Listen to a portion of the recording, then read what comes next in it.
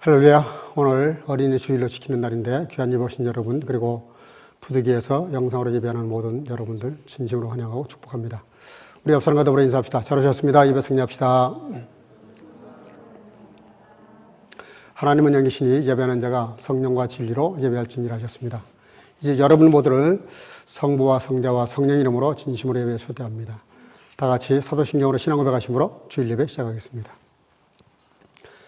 전능하사 천지를 만드신 하나님 아버지를 내가 믿사오며 그 외아들 우리 주 예수 그리스도를 믿사오니 이는 성령으로 잉태하사 동정녀 마리아에게 나시고 본디오 빌라도에게 고난을 받으사 십자가에 못 박혀 죽으시고 장사한 지 사흘 만에 죽은 자 가운데서 다시 살아나시며 하늘에 오르사 전능하신 하나님 우편에 앉아 계시다가 저로서 산 자와 죽은 자를 심판하려 오시리라.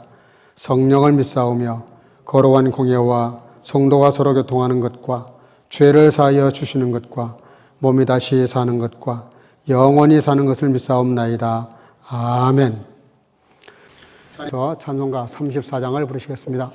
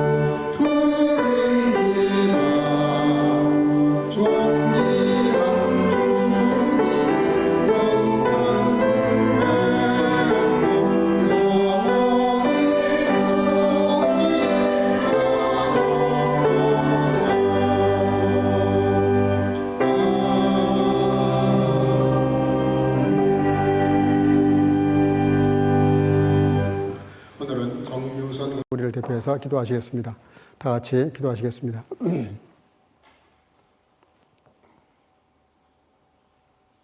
존귀하신 사랑의 주 하나님 아버지, 십자가에서 흘리신 보혈의 은혜로 저희가 구원을 받은 것도 감사한데 부활하셔서 우리에게도 부활의 소망과 기쁨을 주신 그 크신 은혜를 감사드립니다.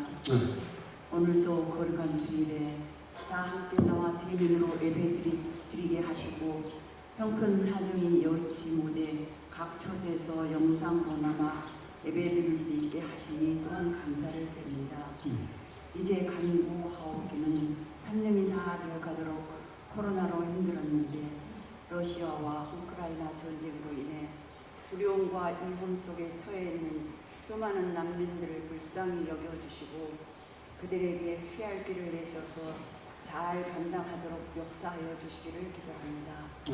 오늘은 어린이 주일입니다.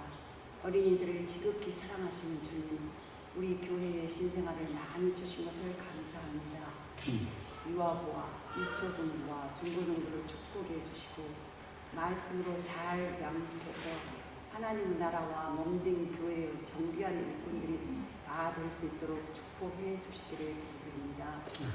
오늘도 단위에 세우신 목사님을 통해 말씀이 선포될 때에 그 말씀에 크신 성령의 능력을 부어주시사 준비된 말씀이 다 선포되어지게 하시고 말씀을 듣는 저희 모두가 하나님의 말씀으로 받아 실제 생활에서 열매 맺어가게 하옵소서. 저희 목사님과 그 가정에도 축복해 주시고 여러 가지 사명 잘 감당해 가시도록 강건함을 주시고 특별히 8월에 시행될 코스페 사역을 잘 감당해 가시도록 부족함 없이 채워주시길 기도드립니다. 오늘도 예배를 돕는 모든 성필들을 축복해 주셔서 이 예배가 살아있는 예배가 되고 하나님께 상달되는 예배가 되도록 역사하여 주시기를 간구드리옵고 우리를 구원하신 예수 그리스도의 이름 받들어 기도드렸습니다. 아멘.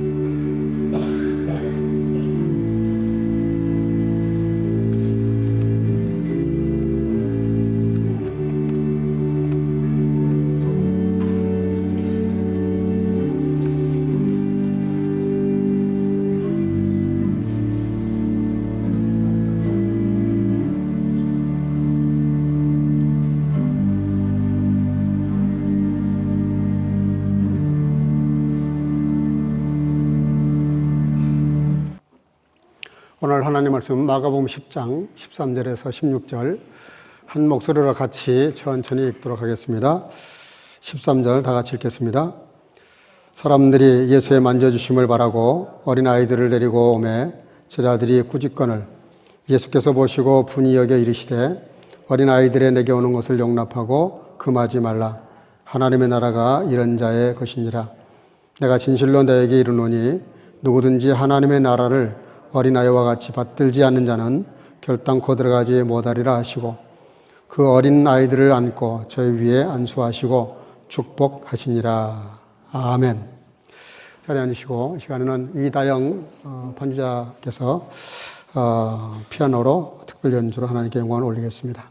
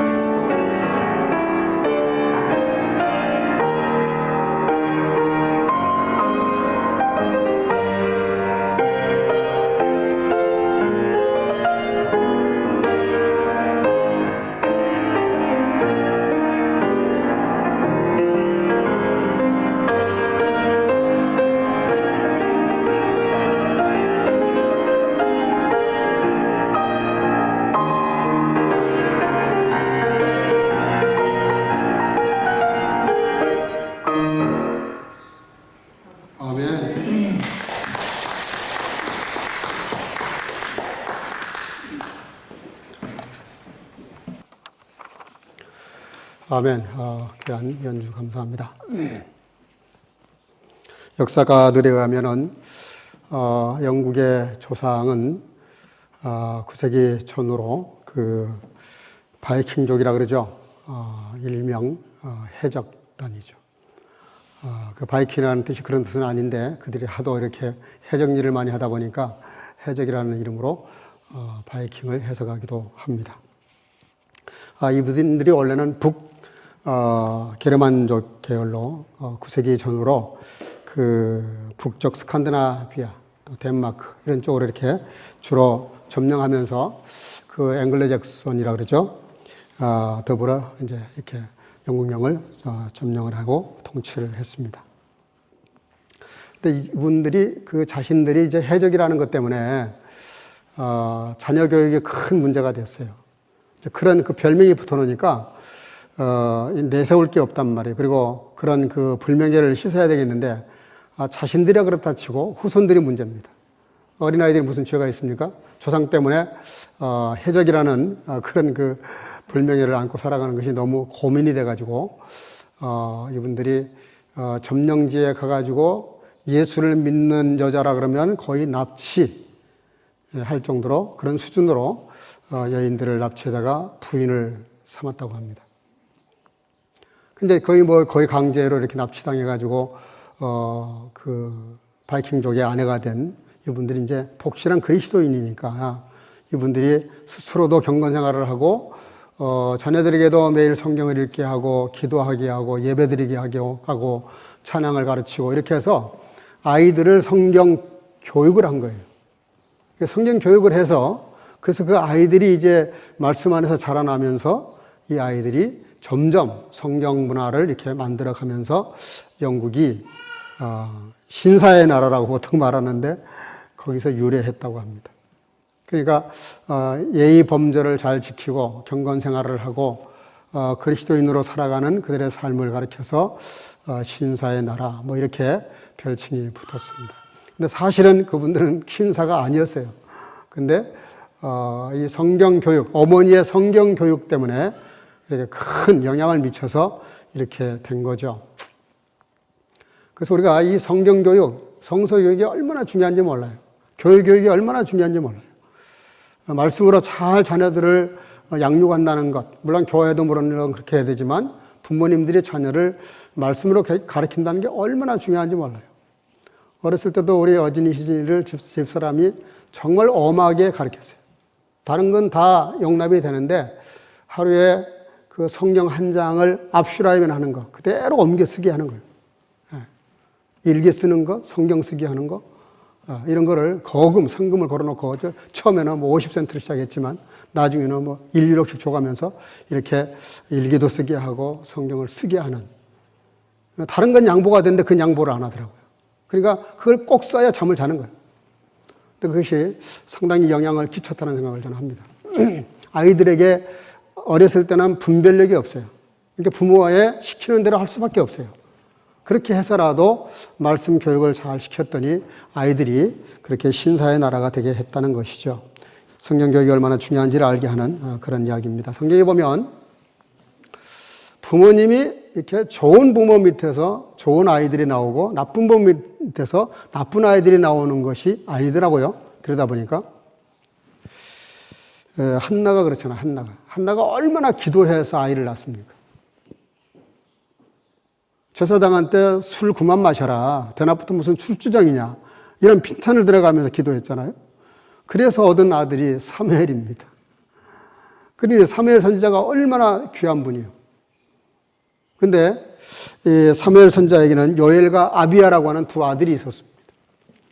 이 두 아들이 사사가 됐는데 이 두 아들이 얼마나 악행을 했는지 몰라요. 그 사무엘 선지자가 자녀를 위해서 얼마나 많이 기도했겠어요. 그런데도 불구하고 그 두 아들은 돈을 받고 뇌물을 받고 억울한 이렇게 재판을 하고 이러면서 부를 축적했던 그런 아주 못된 그런 사사였습니다.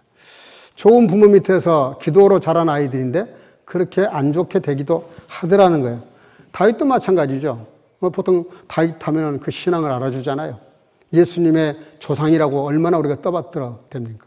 근데 그 다윗의 아이들 중에서 구태타를 일으키고 부모의 가슴에 대못을 박는 그리고 또 몇몇 아이들도 영말썽을 부리는 그런 아이들이 있었죠.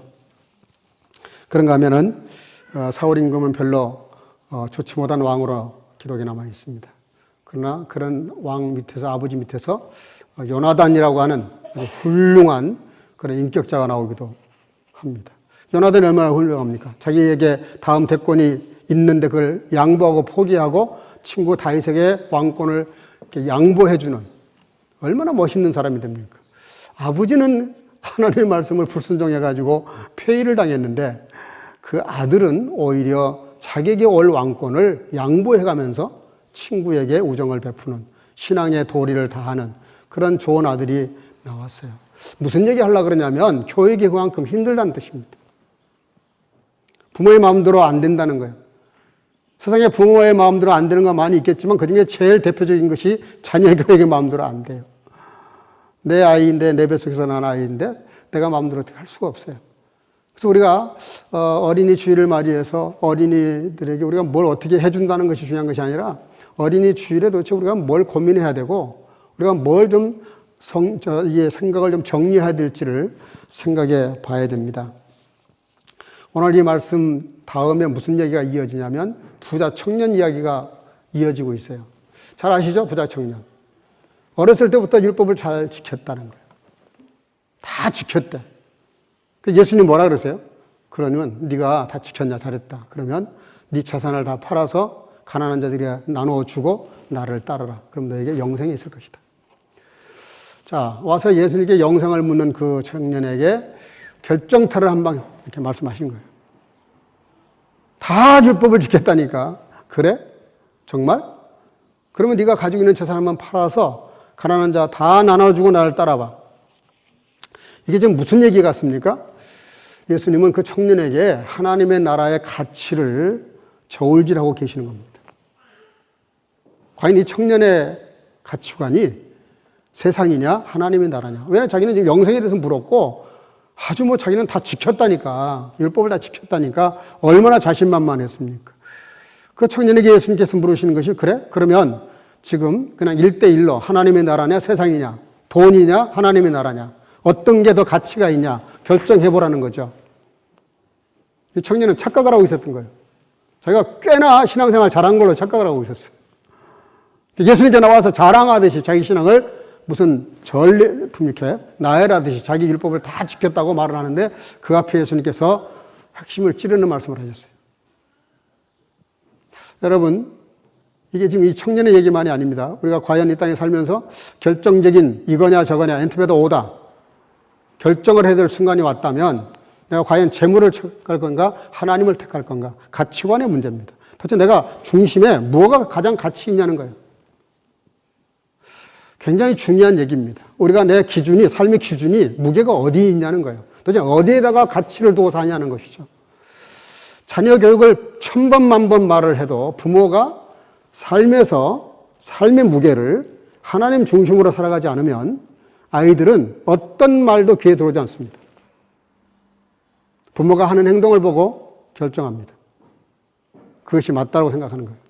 엄마, 아빠 맨날 그런 얘기 하시지만 내가 아는 엄마, 아빠는 그런 분이 아니야. 이게 더 중요한 분이야 라고 생각을 하는 거예요. 그래서 우리가 이 자녀 교육이 얼마나 힘들고 어려운 것인지 오늘 예수님 말씀을 중심으로 조금 생각해 보려고 합니다. 본문 13절에 이렇게 말해요. 사람들이 예수의 만져주심을 바라고 어린아이들을 데리고 오매 제자들이 꾸짖거늘 그랬습니다. 예수님께서 말씀을 전하고 계시는데 제자들이 이렇게 모여있는 자리에 사람들이 많이 몰려오면서 그 중에 아이를 데리고 온 부모가 있었던 것 같습니다.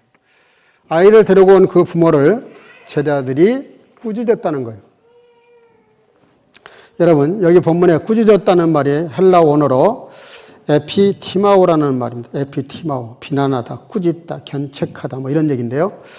이게 두 단어가 합해진 말입니다.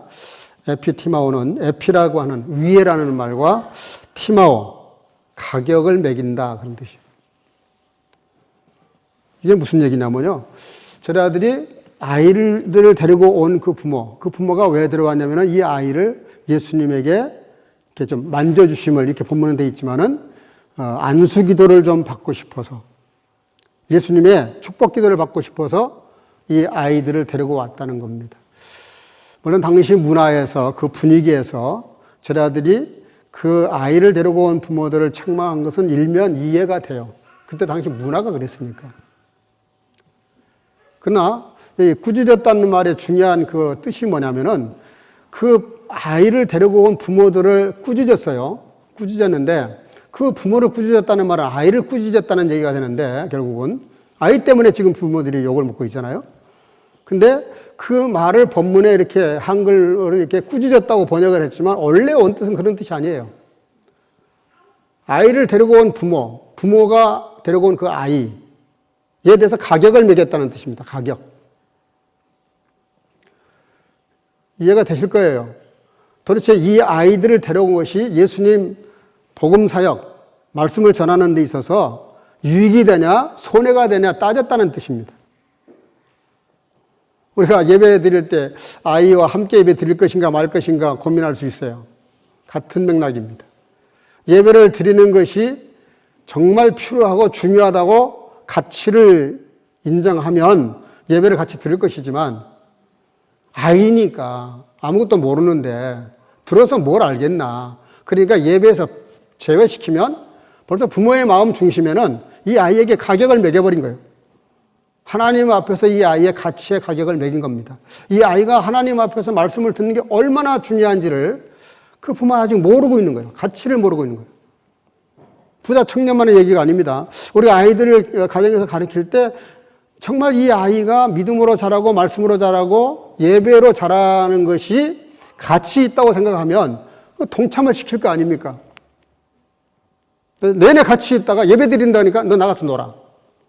그 예배에 대해서 이 아이에게 가치를 부여하고 있지 않는 겁니다. 너는 예배 들어올 필요 없다. 이런 것이죠. 알고 그런지 모르고 그런지는 몰라도 독일 교회는 유초등부 주일학교 따로 없습니다. 어른 예배 같이 예배를 드려요. 물론 교육이 발전한 요즘 다 이렇게 나이별로 잘라서 거기에 맞는 말씀을 전해야 된다 그래가지고 주일학교 만들고 주일학교도 유초등부, 유아부, 영아부까지 만들어서 이렇게 다 이렇게 두부 자르듯이 잘라서 이렇게 교육을 시킵니다만은 원래는 그렇지 않아요. 가족이 같이 모여서 예배 드리는 게 더 훨씬 성경적입니다. 예수님 당시 때 예수님이 이렇게 아이들을 따로 주일학교 만들어라 그런 제도가 없었어요. 지금 이제 교육이 발전하다 보니까 교육학적으로 약간 이렇게 분리를 합니다만은 원래는 그렇지 않습니다. 그래서 여러분들 아이들에게 가르치는 그 삶 중에서 가장 그 가치 있는 것은 같이 예배를 드리도록. 그러니까 이 아이들에게 가치를 부여하는 거예요. 하나님의 나라의 가치에 대해서 이 아이들에게도 똑같은 가치를 부여하는 것. 그것이 부모로서 해야 될 도리죠. 여러분들, 이스라엘 나라는 이때 당시에 그 예수님께서 이렇게 하신 행동은 거의 파격을 넘어서 레볼루션이죠. 완전히 혁명이에요, 혁명. 파격을 뛰어넘어서 혁명적인 행동입니다. 그 예수님 말씀 자체가 그래요, 오늘 본문에. 그래서 오늘 본문 14절에 예수께서 보시고 분이 여겨 이르시되 어린 아이들이 내게 오는 것을 용납하고 금하지 말라. 하나님의 나라가 이런 자의 것이니라. 라고 했는데 이건 정말 있을 수 없는 말씀을 하신 겁니다. 제자들이 하는 행동이 그때 당시 문화로는 더 맞아요. 아이들 같이 데려오지 않는 게 맞습니다. 왜냐하면 여인들과 아이들은 숫자에도 들어가지 않을 만큼 굉장히 천시했던 그때 당시 문화가 그래요. 이스라엘 사람들 60만이 출애굽했다는 말은 남자 장정만 센 숫자입니다. 아이들과 여인까지 넣으면 200만이 넘는 숫자죠. 근데 240만을 빼고 60만만 가치를 부여한 거예요, 이스라엘 사람들은. 근데 예수님께서는 지금 뭐라고 말씀하시냐면 어린아이에 대해서 그렇게 대우하고 아이들을 평가를 그렇게 하고 가격을 먹이는 그 제자들에 대해서 분노하셨다. 화를 내셨다는 거예요. 대단히 진노하셨다는 겁니다. 그러면서 뭐라 그러냐면 내게 아이들이 오는 거를 금지하면 안 된다. 그리고 결정적인 얘기를 하셨어요. 따라합시다. 하나님의 나라는 이런 자의 것이니라. 하나님의 나라는 이런 자가 누굽니까? 아이 같은 아이. 이런 어린아이 같은 사람이 하나님의 나라의 주인공이다. 그런 말씀을 하셨어요.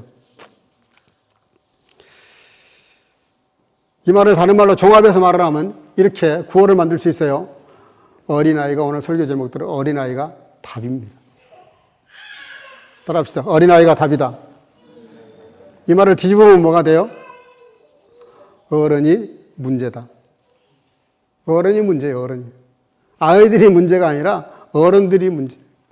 아이들은 그 미성숙하긴 했지만 그 덜 성숙된 그 아이 자체로서는 완벽한 존재예요.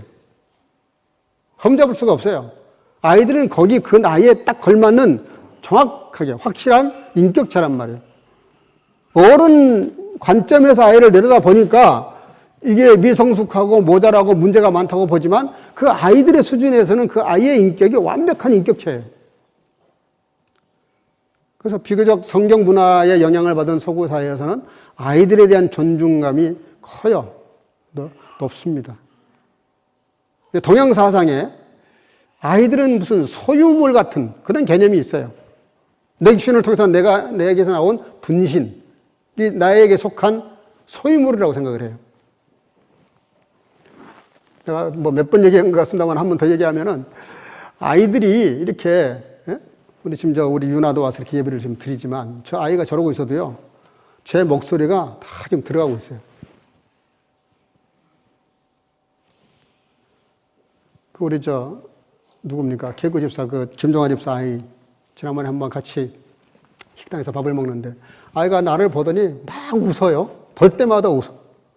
예. 고개를 돌 때 가만히 있다가 나를 딱 쳐다보고 까르륵 하고 웃어. 그거 왜 그러겠어요?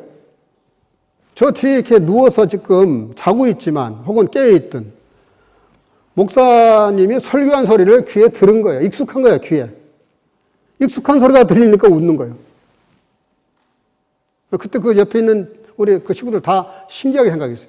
어떻게 제가 목사님 지금 처음 보는 것 같은데 정식으로? 왜 웃을까? 저렇게. 한국에는 제 손주도 마찬가지예요. 지금까지 별로 그렇게 안 하더니 내가 계속 그 영상 통화하면서 이렇게 이야기를 했더니 요즘은 나를 보면 또 이렇게 아는 척을 하고 웃어요. 이게 계속 소리를 듣는다는 건 굉장히 중요합니다.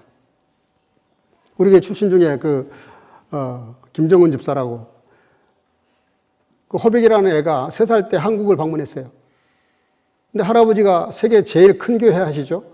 제일 많이 모이는 교회라고 이제 큰 교회입니다. 광림교회. 그 담임 목사님이신데 그 교회를 안 들어가려고 그러는 거예요, 정문에서. 3살 먹은 아이가 뭘 알겠어요? 안 들어가려고 그래요. 왜 안 들어가려고 그랬더니 여긴 내 교회가 아니야. 우리 교회가 아니야. 우리 목사님이 아니야. 이러고 안 들어가려고 버틴대요. 얼마나 무섭습니까? 아이들에게는 우리가 상상할 수 없는 그런 상상력이 있고 아이들에게는 우리가 알 수 없는 그런 지혜가 들어있어요. 여러분, 예수님께서 왜 이 하나님의 나라는 이런 자가 누구예요? 어린아이. 이 어린아이의 것이라고 했을까? 본문 15절.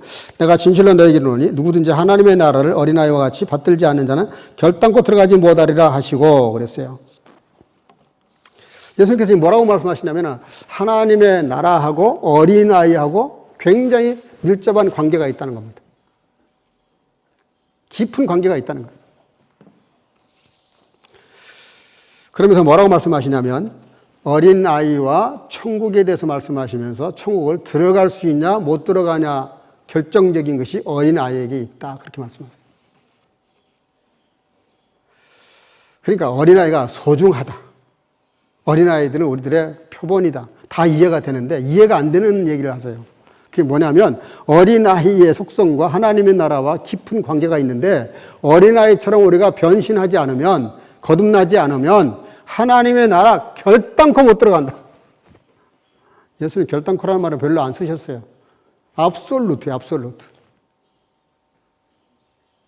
absolute로 어린아이처럼 되지 않으면 들어갈 수 없다. 그럼 도대체 어린아이 뭐에 대한 얘기일까? 여기 본문에 어린아이라는 말이 파이디온이라는 말이에요. 파이디온. 파이디온은 6, 7살 미만을 얘기해요. 그게 난지 얼마 안 된 아이를 말합니다. 이렇게 어린아이가 돼야 되는 거예요. 6, 7살 밑에 아이들처럼 우리가 되지 않으면 천국에 못 들어간다. 도무지 이해가 안 되는 말이에요. 당시로서는. 정말 모든 사람들이 그 말을 듣고 이해가 불가했을 거라고 생각해요. 지금도 잘 이해를 못해요, 사람들이. 어떻게 도대체 이 어린아이처럼 되지 않으면 천국에 못 간다는 얘기를 하실까?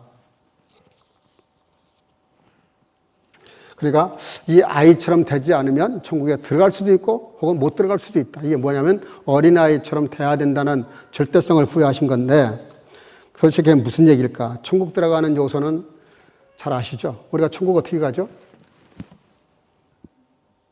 우리 천국 어떻게 갑니까? 뭐가 있어야 천국 들어가요? 갑자기 너무 어려운 질문입니까? 천국 어떻게 갑니까? 할렐루야. 근데 목사님 제일 낫네. 다 알겠지만 용기가 안 나서 말을 못 하시는 것 같은데. 믿음으로 가요, 믿음으로. 믿음으로 천국 갑니다, 우리가. 우리가 뭘 해서가 아니라 천국은 믿음으로 가요. 그러면 6, 7살 미만 아이들에게 있어서 어떤 요소 때문에 예수님이 그런 말씀 하셨을까? 6, 7살 여러분들 잘 아시겠지만 다른 거 많은 얘기할 수 있지만 정말 중요한 얘기가 하나 있어요. 그거는 어머니, 아버지에 대한 절대적인 의존을 말해요. 의존성. 아이들은 엄마, 아빠 없이는 못 삽니다. 본능으로 알고 있어요. 눈앞에서 부모님이 사라지면 한두 시간도 못 가서 울기 시작합니다. 그렇게 울던 아이도 엄마 얼굴을 보면은 금방 또 울음을 그쳐요. 불안한 거예요. 어머니 얼굴이 안 보이면. 아이들이 엄마의 젖을 먹을 때 누구를 쳐다보니까 엄마를 많이 쳐다봐요. 엄마를 쳐다봅니다. 이분이 나에게 내 이 먹거리를 주는 내 인생에 이게 내가 살아가는 데 있어서 결정적인 분이 이분이. 그리고 나를 늘 품어주시고 심장의 고동소리를 듣게 하고 그리고 내가 살아갈 수 있는 그런 젖을 주고 그러니까 이 아이에게 있어서 어머니는 절대적인 존재입니다. 없으면 못 사는 거예요. 있으면 모든 만사가 다 끝나는 거예요. 그 아이가 무슨 내일 걱정하겠어요? 먹거리를 걱정하겠어요? 잠자리를 걱정하겠어요? 입을 옷을 걱정하겠어요? 살 집을 생각하겠어요? 아무 생각이 없어요. 온통 어머니밖에 없어요. 아빠밖에 없어요. 부모밖에 안 보이는 거예요. 예수님께서 이 어린아이를 통해서 말씀하시고자 하는 메시지의 핵심이 뭡니까? 하나님의 나라 들어가는 것은 이 갓난아이가 어머니를 쳐다보는 것처럼 어머니를 바라보고 의뢰하고 의존하고 신뢰하고 전폭적으로 거기에 모든 것을 올인해서 집중하고 있는 그 신앙을 말하는 거예요. 그 신앙. 그런 신앙이 아니면 천국 들어갈 수 없다고 말씀하십니다. 맞습니다. 하나님의 나라는 믿음으로만 갑니다. 근데 그 믿음이 어떤 믿음이냐면 이 어린아이가 전폭적으로 어머니를 의존하는, 신뢰하고 자기를 맡겨버리는, 어머니가 있으면 만사 오케이지만 어머니가 없으면 모든 만사가 망가져버리는 오로지 주님만을 바라보는 신앙을 말하는 거예요. 여러분, 신앙으로 산다는 건 그런 겁니다. 우리가 주님을 전적으로는 의존하지만 세상에서 정말 부지런히 열심히 많은 걸 하고 살아요. 그러나 그 모든 하는 이유와 목적이 오로지 그 모든 것을 하는 그 바탕에는 어머니, 아버지, 부모에 대한 신뢰가 깔려 있는 거죠. 그러면서 뭐라고 말씀하시냐면 이 어린아이처럼 따라합시다. 받들지 않으면 이 받든다는 말이 중요합니다. 받든다는 말. 데코마이라는 뜻인데 데코마이. 독일 말에도 그렇게 번역을 했어요. empfängt. 받아들이는 거예요. 받아들이는. 하나님의 나라를 이처럼 받들지 않는다는 말을 받들어 이런 뜻이 아니고 이 어린아이처럼 이렇게 받아들이는 거예요. empfangen. 받아들이는 거. 이 어린아이처럼 받아들이지 않으면 절대로 천국 들어갈 수 없다. 우리가 구원받는 단 한 가지 이유는 주님을 신뢰하고 믿는 것이고 주님을 의뢰하고 맡기는 겁니다. 그런데 그 중에서도 특별히 하나님의 말씀이라면 다 받아들이는 이 수용성이 좋은 신앙. 프리드리히 니체라고 하는 분이 쓴 책 가운데 자라투스트라는 이렇게 말했다라는 책이 있는데 거기 보면 이런 내용이 나옵니다. 우리가 이렇게 살아있는 정신, 이 올바로 서 있는 인격체를 이루어가는 세 가지 단계를 이렇게 설명하면서 첫째는 무슨 정신이냐면은 낙타 정신이 필요하다는 말을 했습니다. 낙타가 뭡니까? 잘 아시죠? 낙타는 그 아무것도 풀 한 폭이 없는 그 사막을 그냥 이렇게 지나가는데 낙타의 정신은 뭐냐면 주인이 자기에게 짐을 잔뜩 싣고 그리고 그 어려운 길을 가게 할 때 짐을 실으려고 할 때 무릎을 탁 꿇고 짐을 싣도록 무릎을 꿇어요. 그래서 이분이 그 내용에서 설명한 내용이 뭐냐면은 낙타 정신, 쉽게 말하면 우리가 모든 것 앞에 겸손하게 자기를 낮추고 그리고 짐을 지는 자세, 모든 인생의 짐을 마다하지 않고 짐을 지고 그리고 광야로 나갈 수 있는 그런 정신을 말합니다. 아무것도 없는 풀 한 폭이 없는 그런 사막 같은 데를 낙타는 유유히 가거든요. 그리고 두 번째 정신은 사자의 정신이라고 해서 사자의 정신. 여러분 사자의 정신이 뭡니까? 먹거리를 던지거나 돌멩이를 던지면 강아지는 그 돌을 쫓아간답니다. 먹거리를 던지면 말할 것도 없죠. 쏜살같이 쫓아가죠. 근데 사자는 돌을 던지면 돌을 던지는 사람을 향해서 돌진을 한다고 합니다. 저는 안 해봐서 모르겠습니다만은 사자는 뭔가를 던지면 그 던진 그 물체를 쫓아가는 것이 아니라 던지는 사람에게 정면으로 도전한다는 거예요. 그리고 그 사람을 물라 그러죠. 그게 무슨 얘기냐면 좌우로 이렇게 치우치지 않는 정신. 그러니까 독립 정신을 말해요. 누가 무슨 말을 한다고 휘둘리고 그러지 않아요. 오로지 하나님만 바라보고 다른 데 이렇게 치우치지 않는 정신을 말합니다. 그리고 세 번째 단계가 뭐냐 그랬더니 어린아이의 단계라는 거예요. 놀랍게도. 가장 성숙한 사람은 어린아이 단계까지 가야 된대요. 그러니까 낙타나 사자 같은 그런 훈련되고 단련되고 다듬어지지 않는 상태에서 어린아이는 미숙합니다. 어려요. 철이 없어요. 그런데 낙타처럼 그런 고난도 마다하지 않고 그렇게 모래사장, 사막을 갈 수 있는 정신이 있고 그리고 어떤 것에도 치우치지 않고 도전할 수 있는 이 독립된 그런 정신. 하나님 외에는 이 세상에 누구도 나를 어떻게 할 수 없다. 그런 절대 신앙을 가지면 세 번째 오는 단계가 뭐냐면 사람이 여유가 생긴대요. 여유가. 굉장히 사람이 부드러워지는 거예요. 누가 무슨 말을 해도 다 받아들입니다. 사자처럼 물어뜯거나 그러지 않는데요. 그냥 다 수용을 해요. 받아들여요. 어린아이들이 그렇죠. 부모의 무슨 말을 하고 누가 무슨 말을 하면 받아들일 수밖에 없는 입장이에요. 그래서 정말 성숙한 사람이 어떤 사람이냐면은 그렇게 많은 고난과 고초를 당하고도 그리고도 신앙의 절개를 버리지 않고 굳건히 믿음을 지키면서 나중에는 여유가 생겨서 그 어떤 사람이 와도 용서가 되고 이해가 되고 도와주고 싶고 그리고 동질감을 느낄 수 있는 다 받아줄 수 있는 거예요. 바울 사도가 말년에 가서 그러죠. 내가 죄인 중에 괴수라고 말을 했지만은 그의 인격이 뭡니까? 로마에 가면 로마인처럼 헬라에 가면 헬라인처럼 유대인들에게는 유대인인 것처럼 자기는 다 할 수 있다는 거예요. 심지어 나는 우상의 제물도 먹을 수 있다 그랬어요. 그러나 내가 우상의 제물을 먹는 것 때문에 누군가가 시험 든다면 내가 죽을 때까지 음식을 안 먹을 수도 있다. 이게 다 뭡니까? 나는 비천에 처할 수도 있고 부요에 처할 수도 있다.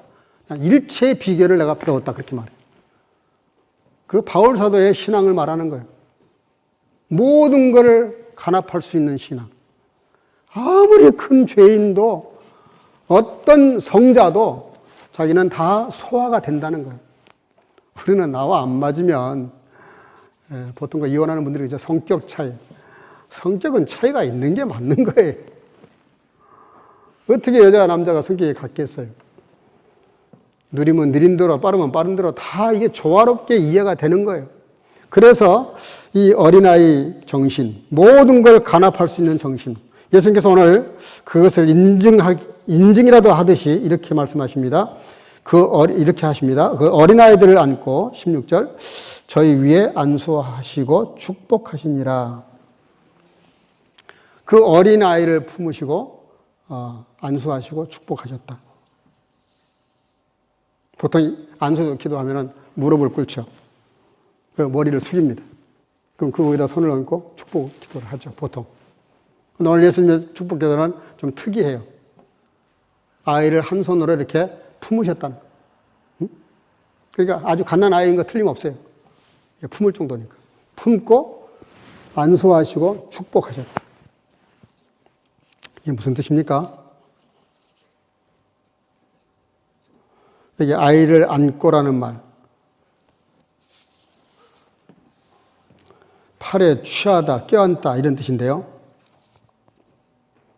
아이가 할 수 있는 건 아무것도 없다 그런 뜻입니다. 아이가 무릎을 꿇고 머리를 숙이고 안수해 주세요. 이게 아니잖아요. 아이를 예수님이 품으셨다는 거예요. 아이는 그냥 품긴 거예요. 품긴 거니까 아이가 아무것도 하는 게 없어요. 지금 품으니까 품긴 거예요. 팔에 품겨서 이렇게 가슴 쪽에 이렇게 품으시고 다른 손으로 안수하시고 축복하셨다는 거예요. 아이가 축복받는 것조차도 자기가 할 수 있는 게 아무것도 없다 그런 뜻이에요. 우리가 어린아이처럼 돼야 된다는 말이 그런 뜻입니다. 신앙생활을 하는 데 있어서 가장 결정적인 방해꾼, 나에게 가장 원수 같은 존재가 누구냐면 자기 스스로예요. 본인이에요.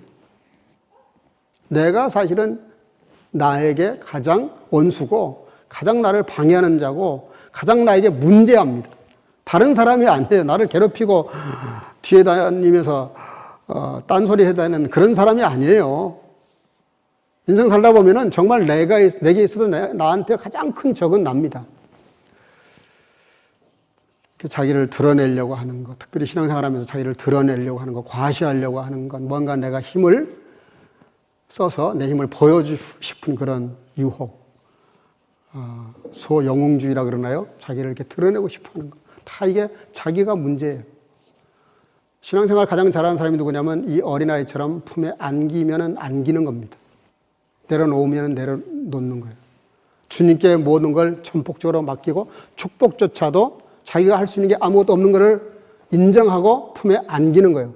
그 예수님께서 축복조차도 아이를 안고 다른 손으로 축복하셨어요. 이게 뭡니까? 그 엄청난 예수님의 축복도 자기가 할 수 있는 게 아무것도 없다는 걸 보여주세요. 부모에게 안으라고 할 수도 있잖아요. 네가 꿇으라고 할 수도 있잖아요, 무릎을. 근데 그렇게 하지 않으시고 예수님이 직접 끌어안으시고 손을 들어 안수하셨어요. 가장 신앙생활 잘하는 사람이 누구냐면 자기를 완전히 비워버리는 사람이에요. 완전히 주님 손에 맡겨버리는 사람이에요. 공부할 때도 내가 머리에 써서 졸음을 참아가면서 열심히 공부를 하지만 주님께 맡기고 그 일을 하는 거예요. 주님의 힘으로 그 일을 하는 거예요. 그 주님의 지혜로 그 일을 하는 거예요. 뭘 하든 주님께 완전히 맡겨버리고 내게 주어진 일들을 하지만 이 하는 모든 힘은 주님께로부터 왔다라고 인정하고 시인하고 살아가는 게 이게 신앙인의 바른 자세고 기본 자세예요. 기본 자세. 내가 드러나는 순간 일을 망칩니다. 신앙을 망쳐요. 그게 신앙이 아니에요. 자기 과시지. 하나님 앞에서 우리가 뭘 얘기할 수 있어요? 모든 전폭적인 것을 주님께 맡기는 것을 가르쳐서 따라합시다. 전적인 하나님의 은혜. 한 번 더 합시다. 불가항력적 하나님의 은혜. 제가 말씀드린 것이 그런 내용이에요. 칼빈이 쓴 말입니다. 칼빈은 그것을 불가항력적 하나님의 은혜라 그랬어요. 우리가 거부할 수 없는 것, 내가 할 수 있는 게 아무것도 없지만 주님의 축복조차도 축복하시는, 주님이 다 하시는. 나는 주님의 말씀을 따라서 순종하고 믿음으로 받아들이고 그 일을 하는 거예요. 자, 결론입니다. 여러분들, 부모가 자녀 교육을 가장 잘하는 방법이 뭡니까? 우리나라는 너무 부모님이 그 자녀에게 포커스를 맞춰요. 아이가 중심이 돼, 집에. 맞아요. 맞는데요. 이게 지나치면 아이가 우상이 되어버립니다. 아이 때문에 어쩔 줄을 몰라. 성경은 굉장히 위험하다고 말합니다. 아이가 잘못할 때는 따끔하게 야단도 칠 수 있어야 되고, 아이들이 잘할 때는 칭찬하고 격려해야 되지만, 포커스를 아이들에게 맞출수록 교육을 실패할 확률이 많습니다. 왠지 아세요? 우리나라 보십시오. 내가 엊그저께 어떤 독일분 만나가지고 얘기를 하는데, 그분이 한국에 대해서 많이 알더라고요. 내가 뭘 얘기하기도 전에 자기가 그래요. 아이들이 학교 끝나면 학원 가고, 무슨 학원 가고, 저런 학원 가고, 어디 가고, 집에 와서 7, 8시간 블라이벤 하기도 어렵다는 걸 알고 있더라고요. 근데 깜짝 놀랐어요. 이 독일 분인데. 당연히 어떻게 아냐 그랬더니 자기가 유튜브를 통해서 많이 들었대요. 한국 아이들은 그래서 자기 볼 때는 행복하지 않은 것 같다고. 굉장히 중요한 얘기를 했는데요. 여러분들, 자녀 교육은 자녀에게 포커스를 맞추는 게 아닙니다. 부모가 믿음으로 행복하게 사는 거예요. 가정에서 말씀을 읽고 기도하고 찬양하고 예배드리고 주일날 나와서 꼬박꼬박 예배를 드릴 뿐만 아니라 하나님 말씀대로 살려고 부단히 애를 쓰면서 부부가 행복하게 살면 아이는 부모가 다른 말로 교육하는 천마디 말보다도 부모가 행복하게 사는 그 삶 자체를 보고 다 받아들입니다. 그게 진짜 교육이에요. 다시 말할게요. 자녀 교육을 가장 잘하는 방법은 부부가 행복하게 사는 겁니다. 정말 행복하게 사는 거예요. 말씀대로 사는 거예요. 말씀대로 신앙으로 사는 걸 보면 아이들은 가르치지 않아도 그걸 본다고요. 다 아이들이 판단해요. 분별합니다. 뭘 할 것 같아도. 근데 부부가 아이들 앞에서 돈 문제로 싸우거나 성격적으로 다투거나 이러면서 불행하게 살면서 교회를 열심히 나가도 그 아이들은 부모의 신앙을 사실은 속으로 비웃습니다. 우리 엄마는, 우리 아빠는 진짜 믿음이 없는 것 같아. 진짜 믿음은 돈인 것 같아. 세상인 것 같아. 직업인 것 같아. 아이들이 다 분별을 해요. 여러분, 아이들에게 가장 좋은 교육 방법은 아이들에게 포커스를 맞추는 것이 아니라 우리의 눈을 하나님께 돌리는 겁니다.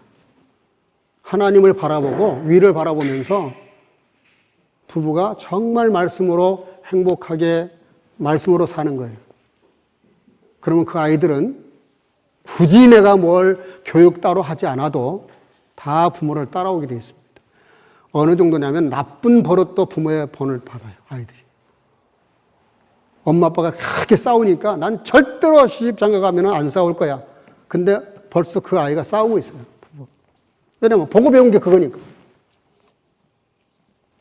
그래서 오늘 결론이 뭡니까? 어린아이처럼 되라는 말이 뭐예요? 이거는 아이들에게 하는 말씀이 아닙니다. 부끄럽게도 저와 여러분들 어른들에게 하시는 말씀이에요. 어른들에게. 너희가 이 어린아이처럼 되지 않으면 그러죠. 누구에게 하는 말이에요? 아이들에게 하시는 말씀이 아니에요. 저와 여러분들에게 하시는 말씀이에요. 어린이 주일은 어린이들에 대한 소중함을 우리가 다시 한번 생각해야 되지만 정말 마음을 다해서 마음을 써야 될 부분은 납니다. 어른들이에요. 어른들 자기 자신을 바로 잡는 데 있어요. 그것이 어린이 주일을 지키는 의의입니다. 사랑하는 성도 여러분들, 오늘 예수님께서 하신 말씀, 어린이 주일을 맞이해서 저와 여러분들이 정말 전적으로 이 어린아이처럼 하나님을 의뢰하고 신뢰하고 믿고 그리고 그분이 주시는 힘과 지혜와 은혜를 가지고 정말 부부가 행복하게 살 때 그 아이가 부모들에 대해서 알게 모르게 가치를 매겨요. 가격을 매긴다고. 오늘 예수님께서는 이 세상적인 잣대를 가지고 들이대는 그 제자들을 책망하셨어요. 그리고 다른 기준을 세워주셨어요. 그것은 우리가 오히려 어린아이들처럼 부모님을 전적으로 신뢰하는 그 믿음을 가져야 너희들이 하나님의 나라 들어갈 수 있다. 그러면서 이 어린아이들이 내게 오는 것을 막지 마라. 정말 천국은 이 아이들을 볼 때마다 우리가 배워야 되는 그런 주인공들이다. 다른 말로 할게요. 어린아이가 답이고 너희는 틀렸다는 겁니다. 제자들인데 틀렸어요. 전적으로 배웠는데 틀렸어요. 누구가 맞습니까? 어린아이가 답이에요. 어린아이에서 우리는 배워야 됩니다. 이 은혜가 있기를 주님의 이름으로 축복합니다. 기도하겠습니다. 오늘 어린이 주일인데 우리 한번 통성으로 기도하겠습니다. 나에게 이렇게 소중한 어린아이를 주신 자녀들을 주신 것을 감사하시면서 하나님, 지금까지 내가 좀 잘못된 부분이 있더라도 오늘부터는 정말 내가 더욱 주님께 어린아이들 심정을 가지고 부모를 대하는 것처럼 주님을 대하면서 전적으로 주님을 의뢰하고 신뢰하면서 어린아이 그 신앙을 회복하기를 원합니다. 정말 성숙한 그리스도인이 되기를 원합니다. 간절히 기도하시고요. 두 번째는 전쟁이 속히 종식되도록, 코로나가 속히 종식되도록, 또 지금까지 이렇게 어려움 때문에 영상으로 예배를 드린 분들이 많이 있었지만 이제 다 나와서 같이 예배할 수 있는 그런 은혜도 달라고 기도하시기를 바랍니다.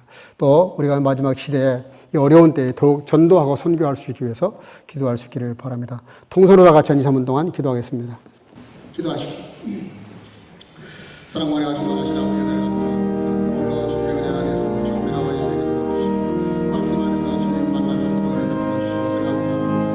사랑과 은혜가 충만하신 아버지, 참으로 저희들이 참으로 착각하며 살았던 것이 없는데 다시 한번 말씀을 통해서 우리에게 말씀해 주셔서 우리 아버지 하나님, 참으로 저희들의 신앙이 어린아이들처럼 주님을 전적으로 의뢰하고 신뢰하고 맡기며 순종하며 따라가는 믿음이 될 수 있도록 인도해 주셔서 아버지 하나님이여, 저희 땅에 살아가는 동안에 참으로 어린아이와 같은 순수한 신앙을 가지고 주님을 바라보고 주님을 의지하는 가운데 믿음으로 승리하도록 자녀의 교육을 가장 더 잘할 수 있는 은혜를 베풀어 주시기를 원합니다.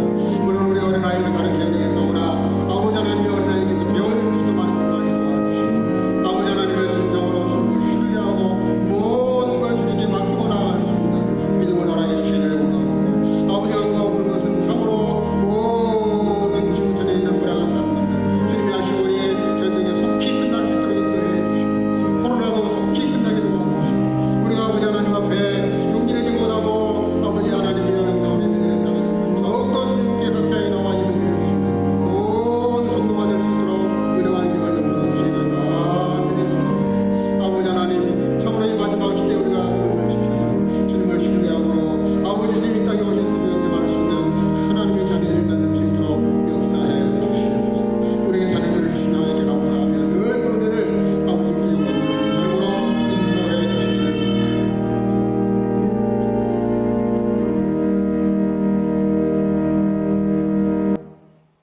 사랑과 은혜가 충만하신 아버지, 우리는 늘 어린아이가 문제인 줄을 압니다. 그러나 오늘 말씀을 통해서 어린아이가 오히려 답이고 어른이 더 문제인 것을 깨닫게 도와주시고 아버지 하나님, 어린아이가 부모를 전적으로 의뢰하고 신뢰하는 것처럼 우리가 전적으로 주님을 의뢰하고 신뢰하는 가운데 믿음으로 살아서 어린아이들에게 참 본을 보일 수 있는 아름다운 믿음으로 축복해 주시기를 간절히 소원하옵고 함께 드린 모든 공동의 기도도 응답해 주실 줄로 믿사옵고 예수님 이름으로 기도하옵나이다. 아멘. 찬송가 299장을 부르겠습니다.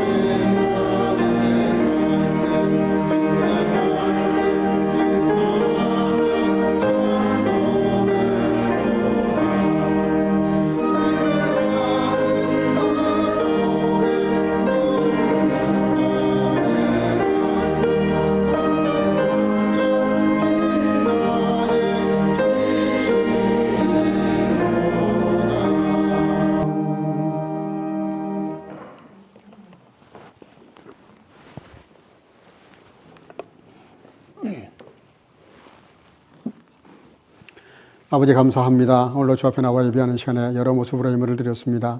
11조를 드리는 성도들, 감사 예물을 드리는 성도들, 또 선교와 구제 예물을 드리는 성도들, 또 주일헌금을 드리는 성도들, 주님 그 마음을 주께서 아시오니 중심을 보시고 갚아주시되 말씀이 약속하신 대로 다 갚아주시고 차고 넘치도록 채워주셔서 날마다 넘치는 인생을 살아가기에 부족함이 없도록 함께해 주시기를 간절히 소원하옵고, 오늘 어린이 주일을 맞이해서 어린 생명들이 주님을 드려 싸우니 함께 하셔서 믿음으로 자라서 하나님의 나라와 이 땅에서 존귀하게 쓰임받는 귀한 자녀들로 축복하시고 함께 하시기를 간절히 소원하옵고, 또 온라인으로 예물을 드리는 성도들 같은 은혜와 축복을 함께해 주옵소서. 예수님의 이름으로 간절히 축복하고 봉헌하며 기도하옵나이다. 아멘. 몇 가지 안내 말씀을 좀 드리겠습니다. 오늘 어린이 주일로 이렇게 대면 예배로 드리게 됐습니다. 부득이한 분들은 영상으로 예배를 드리겠지만, 가능하면 이제 앞으로는 영상으로 하지 마시고 다 나와서 예배 드릴 수 있기를 바랍니다. 다음 주일은 어버이 주일로 지킵니다. 우리 어버이 주일을 위해서 청년부에서 뭔가를 준비할 것 같은데, 청년부 임원들은 우리 부장 집사님하고 저를 좀 만나고 가주시기를 바랍니다. 독일교회 사정으로 다음 주는 유초등부, 중고등부 다 여기서 합동으로 예배를 드려야 될 것 같습니다. 저쪽 자를 우리가 쓸 수 없게 됐습니다. 그래서 다음 주일은 모든 주일학교 예배를 합동으로 예배를 드리도록 그렇게 하겠습니다. 러시아 우크라이나 전쟁 위해서 특별히 기도해 주시기를 바랍니다. 많은 불행한 일들이 벌어지고 있는데 하나님께서 막아달라고 기도해 주시기를 바라고, 코로나도 더 속히 다 종식될 수 있도록 그렇게 기도해 주시기를 바랍니다. 지난주 금요일 날 우리 금요 기도회를 했는데 여느 때보다 조금 더 은혜가 이렇게 있었습니다. 찬양도 힘차게 하고 기도도 뜨겁게 하고 또 말씀도 이렇게 나누면서 기도했는데 또 사람들도 많이 나왔어요. 그래서 이번 주에도 마찬가지입니다. 불효불급한 일이 없으면 다 나오셔서 같이 기도할 수 있기를 바라고, 부활주의를 계기로 해서 모든 것이 좀 다시 이렇게 회복될 수 있었으면 좋겠습니다. 물론 행변 사정 정 예의치 못한 분들, 불효불급한 사정이 있는 분들은 집에서 영상으로 물론 할 수 있습니다. 동시에 하지만 가능하면 나와서 기도할 수 있기를 바랍니다. 나머지는 내용을 참고하시길 바랍니다. 우리 옆 사람과 인사합시다. 어린아이가 답입니다. 아이들처럼 신뢰하며 삽시다. 한 번 더 합시다. 주의 이름으로 사랑하고 축복합니다.